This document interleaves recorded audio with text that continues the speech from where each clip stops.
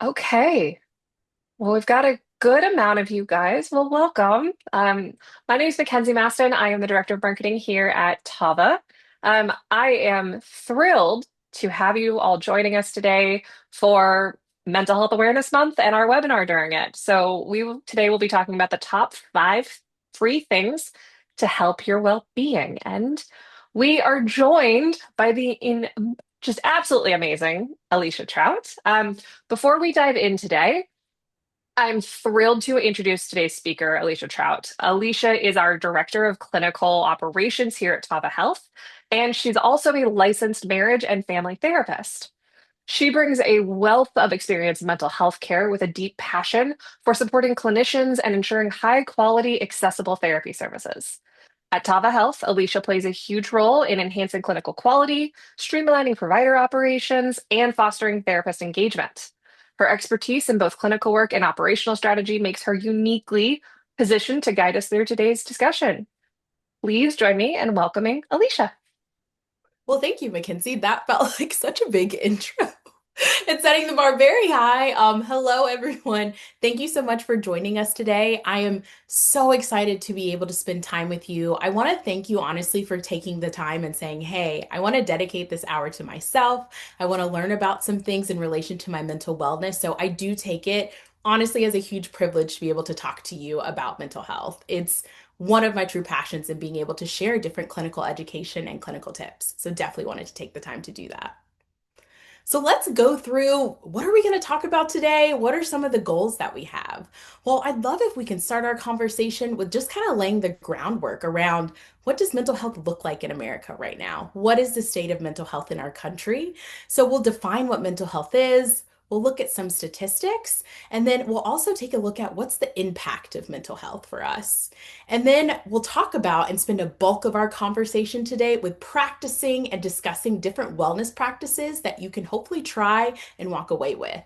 So, whether you are a really seasoned wellness person who engages in practices in every day, or maybe this is the start of your journey, we're hoping that we're able to give you some good tips and tools as you walk away today. Please feel free to use the Q&A function if you have any questions here, and also feel free to drop them in the chat, and then we'll try to address them at the end of the presentation today. So we will be engaging in some polls throughout our conversation, really about two poll questions. So there are a couple different ways that you can engage and join the polls.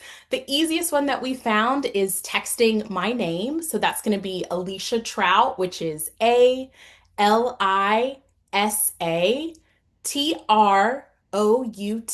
566, and texting that to the number 22333. I believe it's also been shared in the chat for you as well. And then if not, if you would like to be able to use a desktop or a different device, you can also go to the website pollev.com and then enter my name there. So you would enter Alicia Trout, ALISA Trout 566. And then you'll be able to respond once we start pulling up the poll questions. So let's hop into talking about what's the state of mental health in America. And I'd like to start with defining what mental health even is and why it's important for our conversation today. So, mental health, we can think of it as a state of well being that affects every part of how we function. So, it can affect us emotionally, psychologically, and socially. Honestly, mental health really provides the foundation for how we experience the world, how we experience life, and also how we navigate different challenges throughout life as well. So, for a more simple definition, mental health is how we think, how we feel, and how we act as we deal with life's ups and downs. It determines, honestly, how we handle stress, how we relate to others, and how we make choices. Now, let's break this down just a little bit. So, when we're referencing how we think, we're really describing our outlook on life. We're talking about our perspective. We're talking about how we choose to problem solve in different situations. And then when we're talking about how we feel, we're talking about our ability to manage emotions. This could be feelings of sadness, frustration, fear, and most importantly, and shouldn't be forgotten, joy as well. And then how we act references how we respond to others. what decisions we make, and the choices that we choose to prioritize. So let's take a second, right? And this can be an internal reflection process. Think about the last time you were really stressed or overwhelmed. How did that affect how you talk to loved ones? How productive were you at work? The choices that you were able to make for yourself after. So that's why this conversation is so important. And it's really important for us to prioritize and care for our mental health because it truly affects so many aspects of our life. So this is where we're coming in with a poll. Okay. So this is our first poll question. How many US adults experience some type of mental health challenge over the course of a year? Wow, someone very quickly responded with 1 in 3. A few people did. You also have the option of selecting B, which is 1 in 5, C, which is 1 in 6, and D, which is 1 in 10. We'll give everyone a minute.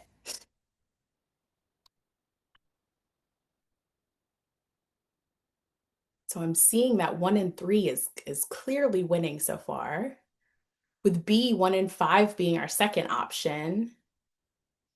Also, please feel free to put your answers in the chat as well if you are unable to access the poll. But I'm seeing big numbers for 1 in 3 and 1 in 5. So let's take a look at our next slide, which is going to show us what is the answer. So it's actually 1 in 5 adults in the United States experience any type of mental illness over the course of a year. Now, for people who selected 1 in 3, that actually is a statistic, but that's actually the global statistic. So what that's essentially telling us is that for all adults in the world, about 1 in 3 are going to experience some type of mental illness over a 12-month period. Just to break that down a little bit further, in 2024, we found that about 34% of young adults in the age category of 18 to 25 were experiencing any type of mental illness. This also applied to 28% of 26 to 49-year-olds and 15% of 50-plus-year-olds in that age category. And we also find that females are more likely than males to experience a mental illness, specifically in that 18 to 25-year-old age range. Now, of the mental illnesses that someone could be diagnosed with, we're seeing that 19% of people are being diagnosed or experiencing symptoms related to anxiety disorders. And then not too far below is depression at 8%. And then in third place, we have dual diagnosis and post-traumatic stress disorder at 4%. So I'm sure you're probably thinking, well, what are anxiety disorders? What does that look like? Because it's so prevalent, and depression. And so let's talk about that actually in our next slide. So, what is depressive disorder? Depressive disorder is persistent and pervasive sadness or hopelessness. It's really characterized by feeling this way for weeks or even months. So, of course, again, to normalize that we all can have persistent sadness in our life. But when we start to notice that it's trailing on for months, and we start to notice that it's really impacting our daily routine and how we're engaging and experiencing life, that's when we might need that signal of, I might need some support or need some help. So, of course, depressive disorder can also lead to feelings of less enjoyment and less joy when engaging in activities that we once loved. And the impact for depressive disorder is not just emotional, but it's also physical as well. It can affect our sleep, meaning we could sleep more or less. It can affect our appetite. It can also affect how we show up in our academic or work life with experiencing difficulties with concentration and motivation, being less able to do that. We can also see changes in our energy levels and self-care. You might describe it as feeling like every small task is feeling really overwhelming, meaning something like getting out of bed, brushing our teeth, showering as feeling like, "Ugh, I'm just really climbing uphill when trying to complete this task." Now, anxiety disorder, which again, sometimes we can see overlap between depressive and anxiety disorder, is still, though, its own unique experience. Anxiety, just to normalize, is a normal human feeling, right? We've all felt fear, we've all felt worry before in our lives. But what makes an anxiety disorder different is that the fear or worry is excessive. It's also something that's persistent. And once we're not exposed to that trigger or that stimulus anymore, we might still feel that alertness and still feel that persistent fear and worry. So that's what really characterizes and makes anxiety different than potentially that normalized feeling that we have when we feel fear or worry. Physically, it could feel like having a racing heart. It can feel like sweating, trembling, stomach issues, or even panic attacks. So, consistently, someone is feeling this constant state of alertness, this fight or flight that potentially they could be having when moving through different activities in their life. Something that's important to note that I like to call out is that these two diagnoses can look different for different groups of people. So, studies have found that men might express a depressive disorder and also children as well with more irritability and with anger. That's the way it may look. And for women with depressive disorder, that might look more of an internalized sadness as well and fatigue. We've also found that from different cultures, specifically different minority groups, depressive disorder and also anxiety disorder can be expressed by physical symptoms. So maybe someone is describing having more headaches, or maybe you notice, like, oh, my stomach just, I don't understand why my stomach hurts all the time when I'm in this specific situation. It could potentially be related to having a depressive or an anxiety disorder. So let's now talk about, though, what does mental health impact? Like, how can this particularly show up in different aspects of our life? I like to caveat and say that this list is not exhaustive in all the ways that this can show up in your life, but it does give us, again, kind of a general idea of if we're trying to look for signs or cues that we might need support. Here's some great examples here. So, as we've kind of caught on, mental health really creates a ripple effect on all of our daily activities. As we've noticed that our mental health declines, small daily tasks can start to feel like, honestly, just trying to dig yourself out of a hole, trying to do that, or climbing like a really steep mountain. So, when we're talking about how mental health impacts our daily activities, it can impact our sleeping, our eating, and honestly, our personal hygiene as well. So, if we notice that maybe we're struggling with our mental health or we might have a decline in our mental health, we might not feel as inclined to take that shower each day. We might not feel as inclined to brush our teeth because it feels really, really hard to do. Getting out of bed might feel heavy, honestly, physically to do also. We also might notice that maybe we're neglecting that self care.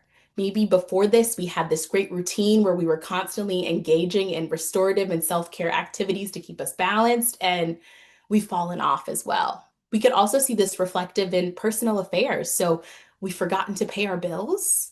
Maybe we didn't schedule a doctor's appointment like we were supposed to. Maybe we missed an appointment altogether for something. But these could be signs that we may be struggling with our mental health and how it can impact our daily activities. Now, I know sometimes we tend to think of mental health as an internal struggle, but it also can deeply affect how we show up for others. That can be in our personal relationships and also how we show up for our community. So maybe we start to notice that we have less interest in hobbies that we enjoyed. Maybe we have the subscription to a fitness class and we've just said, I just don't really want to go anymore, or maybe I'm in a rec league and I just have dropped out or I'm just not attending as much anymore. Also, it can affect our participation in different relationships. Maybe we're neglecting that phone call that we know that we should make or sending that text message and checking in with someone. But it can impact how we show up for our village and how we engage with that village as well. Mental health can also impact our work life and our academic life. Memory is a big one. I mean, we can experience a great amount of brain fog when we just feel like, oh man, like I'm struggling here. I'm having a hard time concentrating. I'm having a hard time remembering tasks and completing things that I know that I should do. And what is that potentially going to impact? Our confidence and our ability to make concrete strategic decisions as we should. So I know that we've talked about and kind of learned here what mental health is. How does it impact our life? But now let's talk about what are some steps that we can start doing today to start taking care of our whole selves, because it is something that is important. So let's talk about ways to boost your mental health. And we do have our last poll here, so get ready. What do you do for self-care?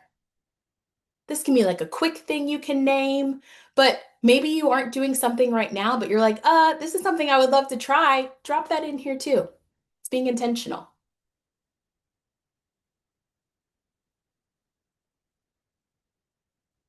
Ooh, I'm seeing a lot of physical activity here as options that are listed. Spa, shower, yes.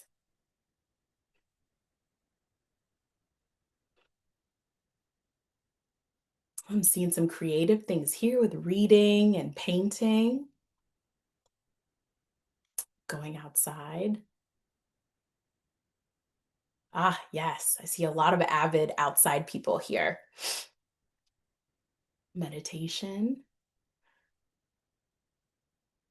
hiking. Ooh, sunshine, a great one to put, trying to meditate.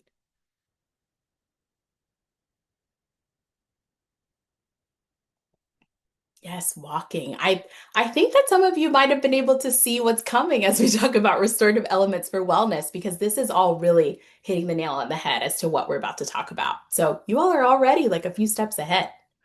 So I'm going to move on to the next slide so we can start talking about restorative elements for wellness. So super intentional here with the word restorative, because restorative is speaking to things that help us recover, renew, and restore balance in our life. So self-care, again, engaging in those types of activities of maybe building out a spa day here and there or doing things like that, great. But sometimes that can feel grand to some people. So, what we want to normalize today is that small restorative gestures, things that can be built into your daily routine, are going to be so restorative in being able to keep balance.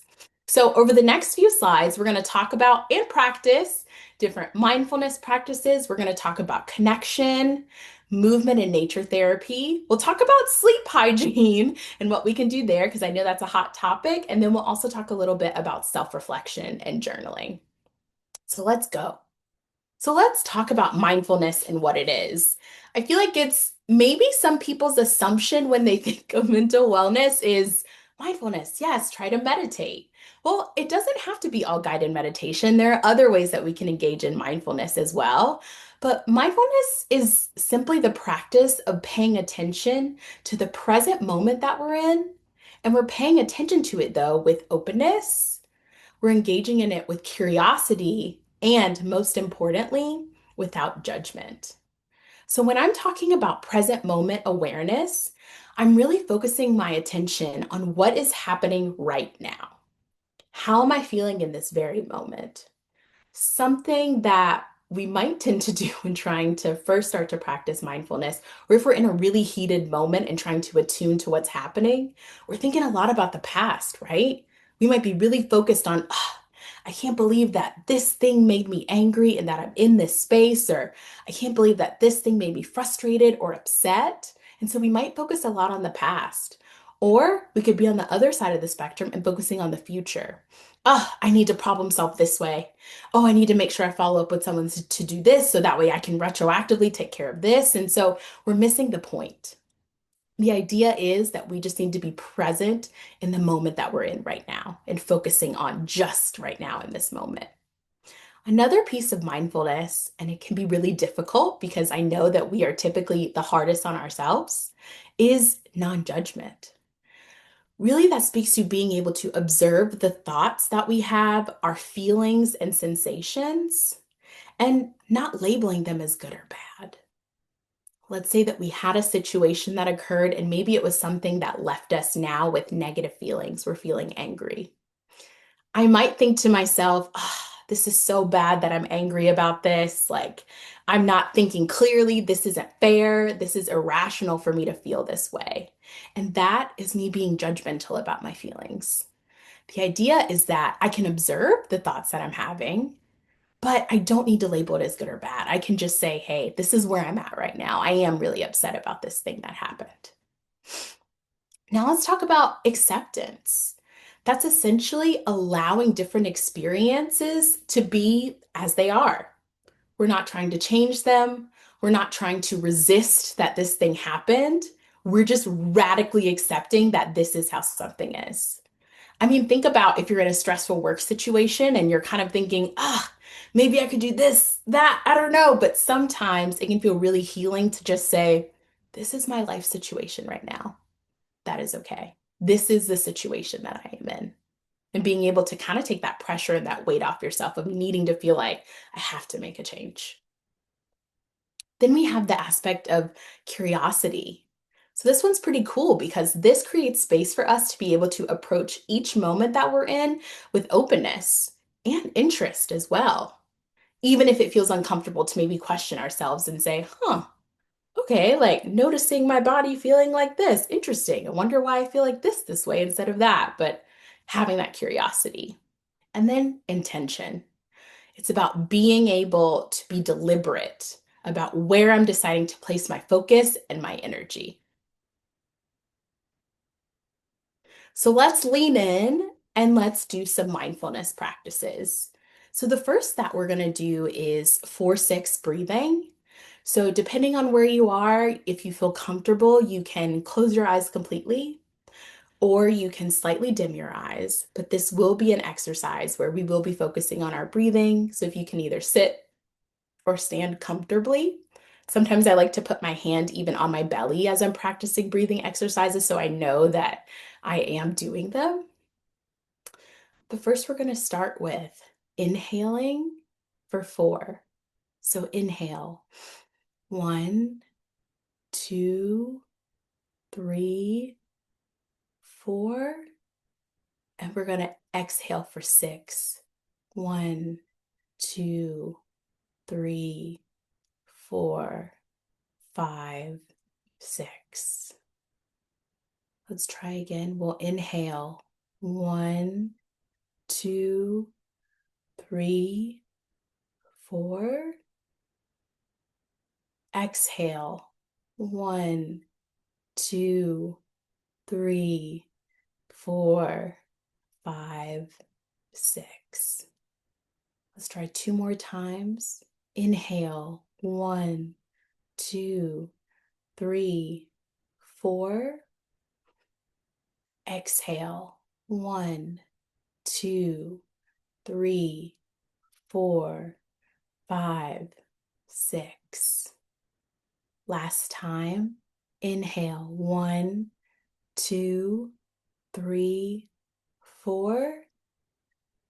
Exhale 1, 2, 3, 4, 5, 6. Now you can slowly start to open your eyes. And of course, you can use this moment now to just think about and be curious about how you felt engaging in this activity. How does my body feel physically? How am I feeling mentally and emotionally? And just taking this moment to reflect.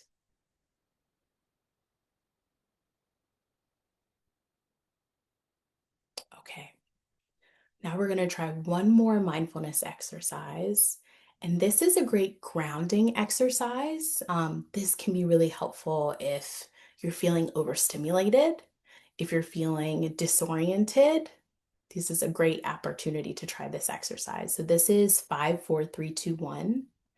So of course, if you want to slow your breathing and focus your breath, breathing in and breathing out,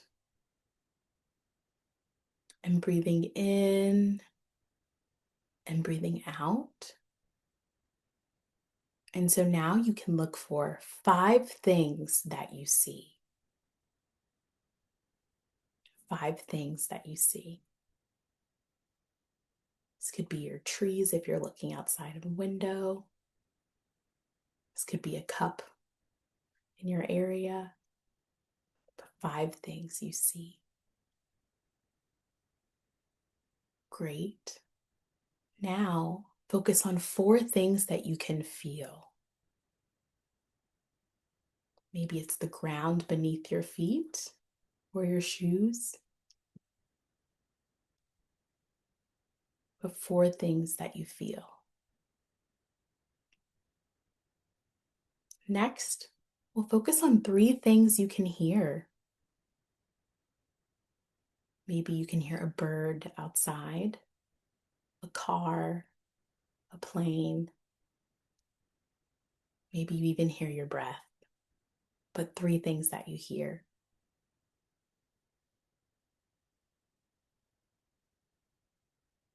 And now, two things that you smell.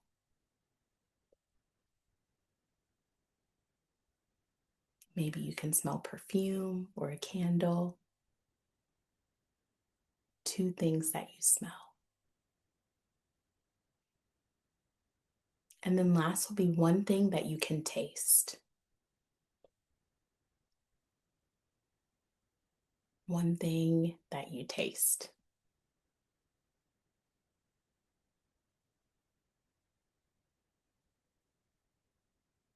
Okay. And when you're ready, again, please feel free to attune back into our conversation. Thank you for engaging in those practices with me. So now let's transition because we talked about mindfulness as one opportunity that we can take. Let's talk about movement and nature therapy and how that can also be a great tool that we can use, a free tool even in trying to boost our mental wellness. So, what's cool about movement and nature therapy is that it's a practice that combines gentle physical activity like stretching, walking, yoga, even breathing and then combining that with time spent in nature, which has been shown to really impact and positively reduce stress, boost our mood, and improve overall well being.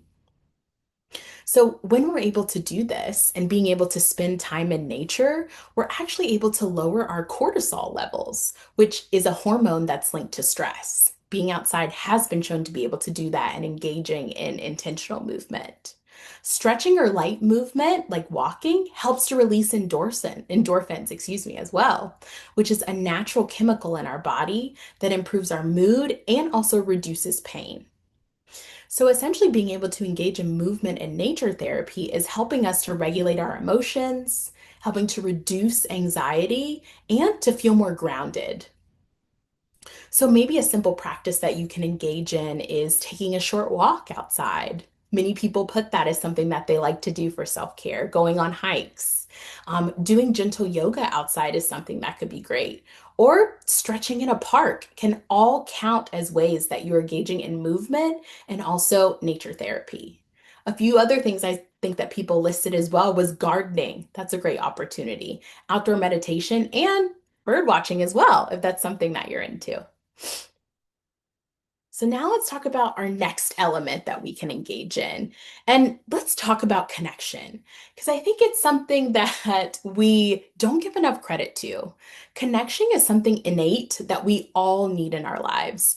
I know that we've heard that no person is an island, and that is very true. We all need some sort of relational connection, honestly, to survive. It's super important.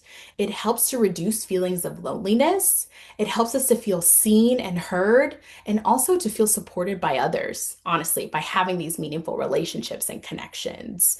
It can even help us build more emotional resilience because we feel like there's safety in being able to test things out and to make mistakes as well, and to cope with, honestly, life's biggest challenges. Something that I think is a hot topic is being able, it's like how can I create connection? Is it something that has to be like accidental, like, oh, I bump into someone, serendipity happened, and now we became best friends and we have these great relationships? And that doesn't happen all the time. And so there are ways that we can specifically curate and create connections. So maybe this is engaging in a group, joining a group maybe of someone who or people who have like minds around different activities or different topics is a way to start creating a connection and curating that.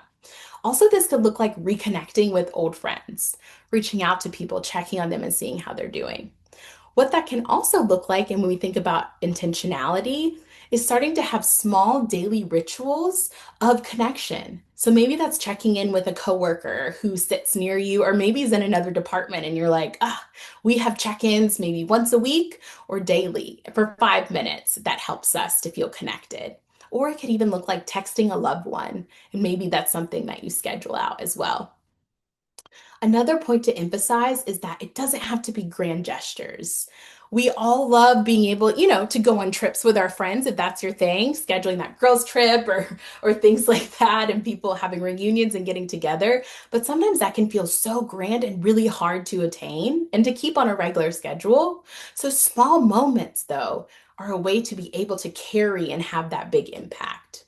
So this could be a smile from someone. This could be a small conversation at a public space and just feeling like, wow, I kind of connected with them. It was great to be able to feel that for my day. It felt my cup. Or even receiving or sending a note of encouragement. Other ways that we might not think or ways to build connection could even be volunteering your time.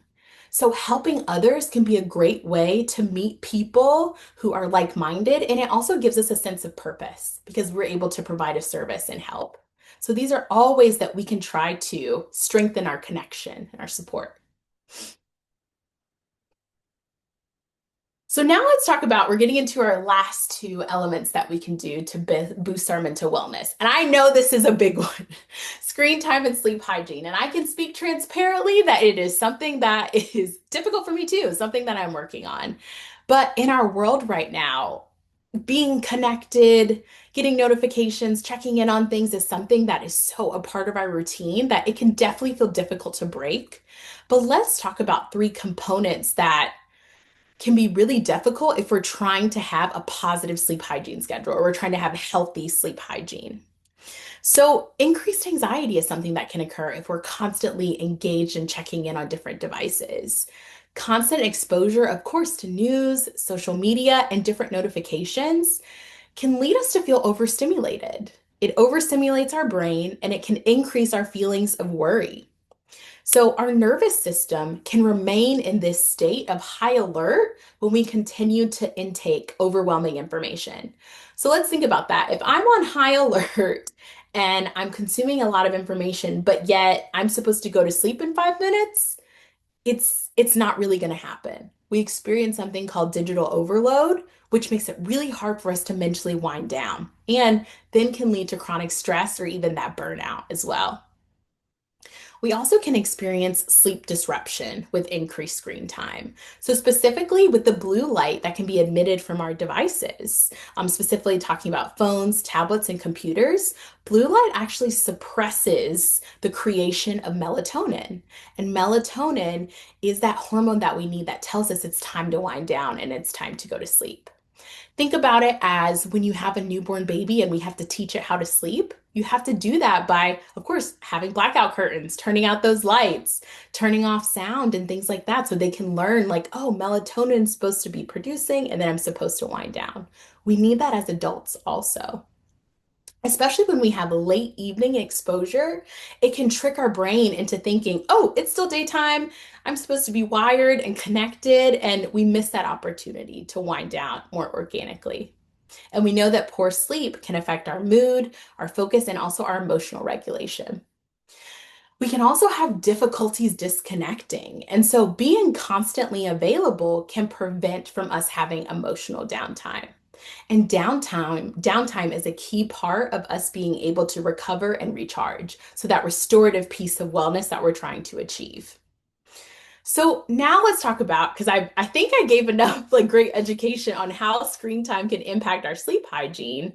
Let's talk about what we can do. Okay, like what can a healthy sleep hygiene schedule look like? So, of course, we need some healthy habits and we need some healthy routine in there as well, some consistency. So, one thing we can try is setting our screen time limits and being able to really set those up in the evening. So, we can have something called a digital curfew. Maybe this starts about 30 to 60 minutes before bedtime, which is actually a sweet spot that research shows that we should be looking at 30 to 60 minutes. We can use different phone apps. I know on Apple products you have like Focus that you can use. There are quite a few apps that you could tap into to be able to help us set that digital curfew. Now, I know it may seem like you're like, "Ugh, Alicia, like what? I'm supposed to start tonight and like cut off 60 minutes before sleep or 30 minutes. I'm just going to lay there." No, I'm not saying you have to start 30 to 60 minutes. Like, again, we talked about small, gradual things. Start with 15 minutes or 10 minutes even and say, hey, 10 minutes before my bedtime, I'm going to try to put my phone away. That could either be taking it out of the room or that could be putting it completely on the other side of the room so you aren't tempted. But you can start to try to do that. Another thing we can do is reduce that blue light exposure. I mean, we talked about how blue light makes it difficult for us to create melatonin. So maybe we can turn on a night shift option on our devices, or even having blue light filters or using blue light glasses can be helpful as well. So we can still try to produce that melatonin. I mean, gold star move would be us switching from non-screen activities so late in the evening and at night to maybe reading a book or journaling or relaxation exercises. But if we aren't quite there yet, that's okay. Again, we can use things like night shift and blue light limiting things as well. Something else we can do is building and really cultivating a calming bedtime routine. Again, like I call back to for parents out there, you know that your children or different loved ones that you're taking care of, they need a routine. So don't skip the fact that you need a routine too. So maybe you could replace scrolling with different types of rituals. Maybe it's taking a hot bath, or maybe it's taking a nice warm shower. It could even be listening to different sounds if that's something that helps, like attached to a clock. It could also be deep breathing or the 4-6 breathing that we practiced. I know personally it's something that helps slow my body down when I have a difficult time trying to sleep. So there are quite a few things that we can try. It helps, really helps to tell our brain to unwind. We can also, if we want to take it from this way, we can be intentional with the news and social media that we consume. So maybe we set a specific time of day, maybe it's the middle of the day, and I say, hey, on my lunch hour, I give myself a half hour or the full hour to just look into things. I want to check in here, I want to check social media, like let's see what my friends are up to. And maybe that's when I say that I do it. Or I transition it with different transitions in my life and pair it with those. But when we're more intentional about when we are viewing it, it can help us to not feel like we need to continue to catch up in the evening as well. And then, of course, sticking to a consistent bedtime routine, even on the weekends. I mean, even if you can't on vacation, but trying to keep that consistency because that is what our body needs. So, the last aspect of wellness that we'll talk about that we can try is self reflection and journaling, which can be so helpful when we're trying to build that muscle of being self aware and being able to think about insight or introspect into some of our actions and some of our decisions. So, self reflection and really journaling gives us the opportunity to pause. It gives us time to check in with ourselves and also to put our experiences into words. I mean, there's something so cool about when you're intentional about writing down your plans or writing down your thoughts because it really sets the tone of potentially saying, hey, this is something that I'm going to do and this is what's going to happen.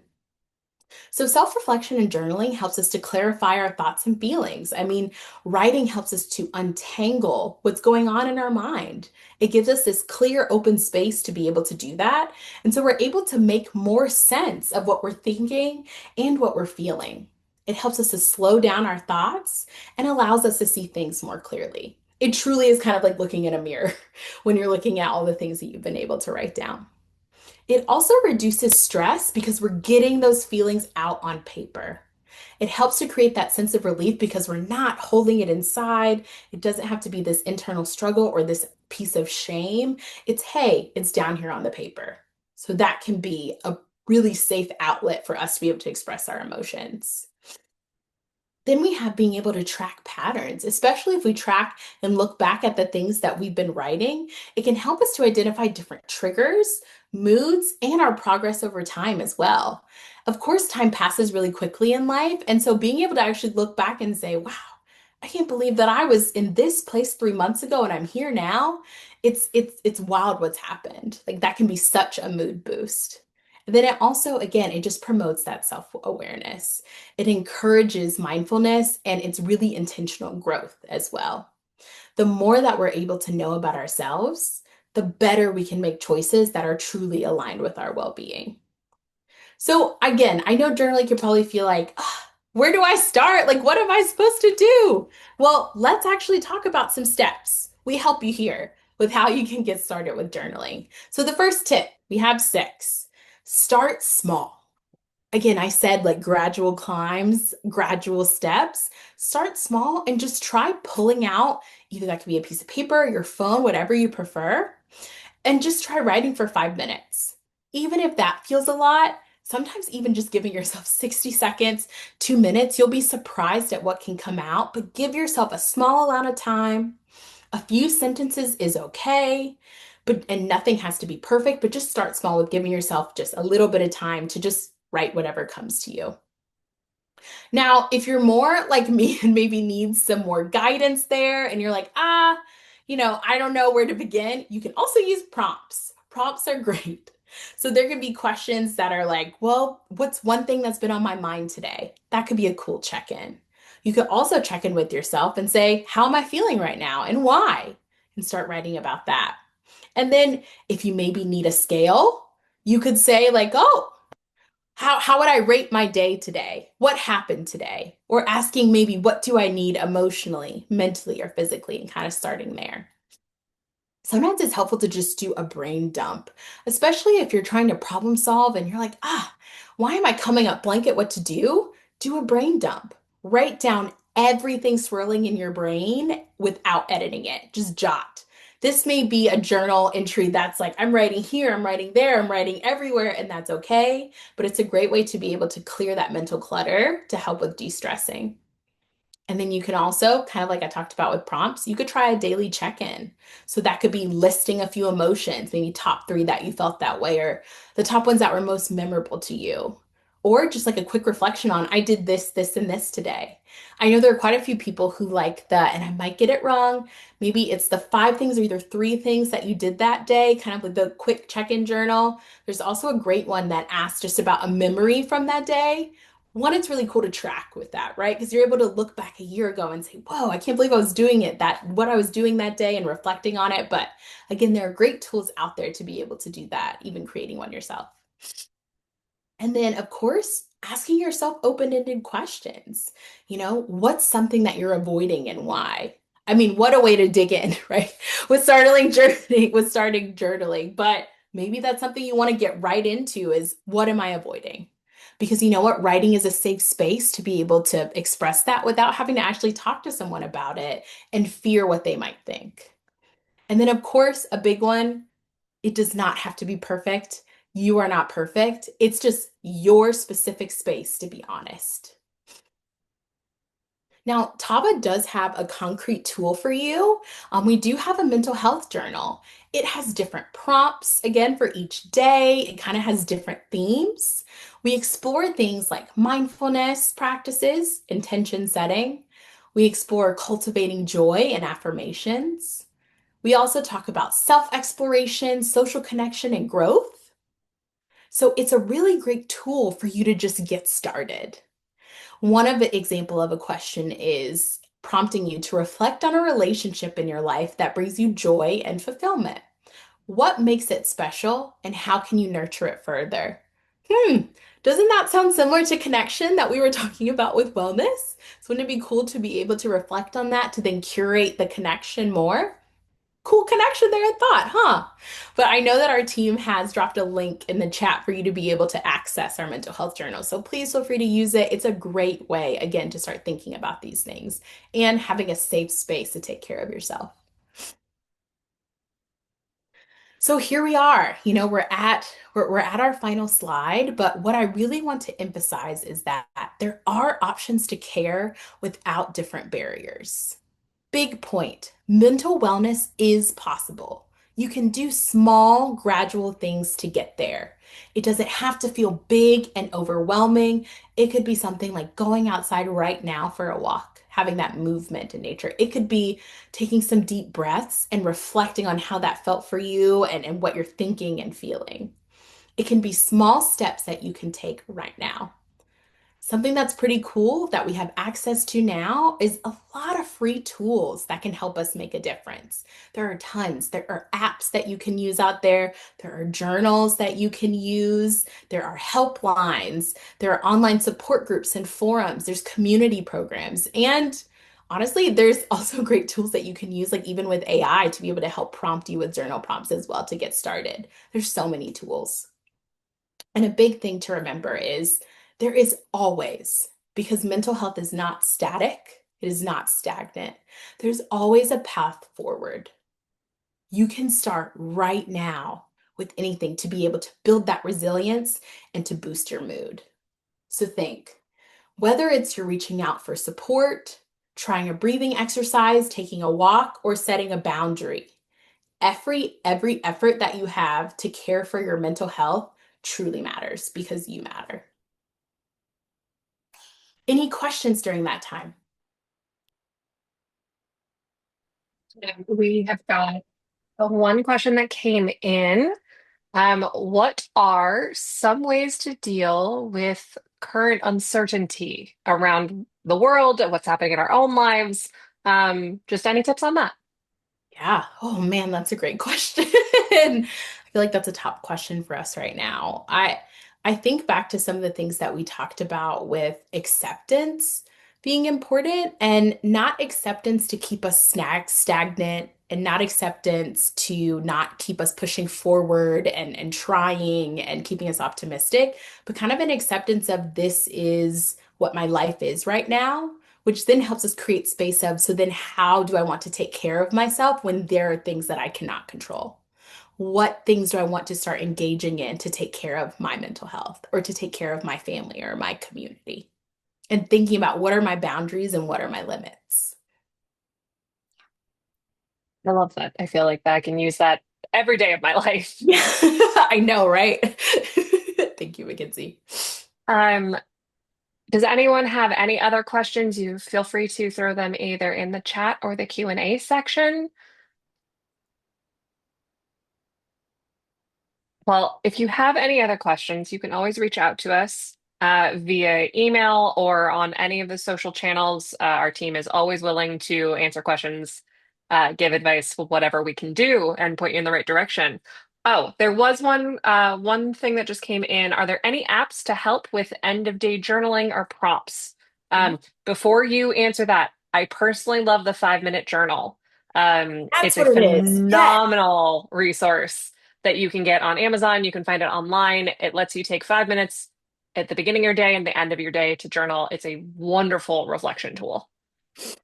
Thank you, Mackenzie. I was gonna say, like, I think the 5 minute journal is really great. I kind of just use the notes app on my phone. I know that's like we need help with prompting, but I truly just use that as a space to just again really brain dump at the end of the day, especially when I find myself really restless and I just cannot wind down. I love to do that because then I know my thoughts are in a safe place. I can address them tomorrow. I was able to get them out. I love that. I know some people have been asking about will this be recorded? This was recorded and we will be sharing it out via email to everyone. We will also be posting it live on our YouTube page as well as our blog where all of our other webinars live. We had two more questions come in. Okay. One is, what are some tips around anxiety that occurs while trying to fall asleep? Ooh. Okay, so anxiety that happens when you're about to fall asleep, that can be really difficult.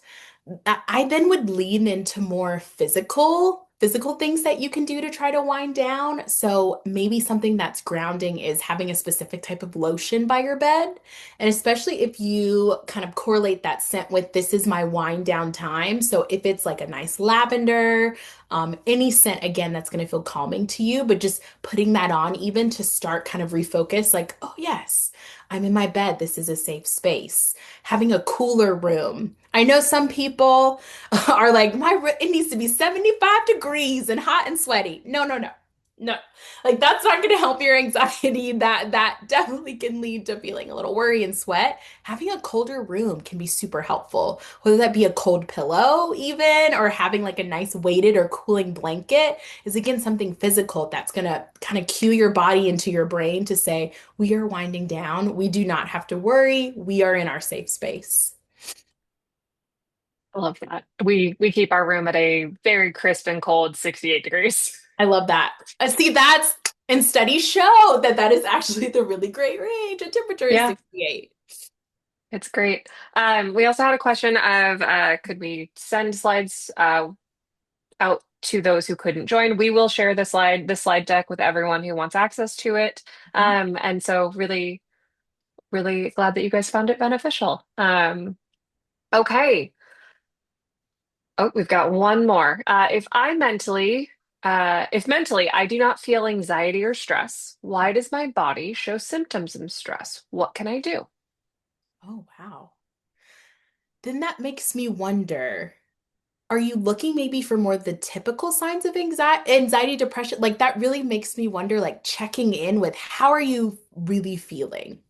Asking yourself that and being able to really brain dump and say, what am I really feeling about certain things? Especially if you know when your body experiences the signs of stress, taking a moment and say, well, what happened right before here? Huh, like trying to track and see maybe there is something going on for me emotionally that I am just not quite attuned to yet. I love that. Okay.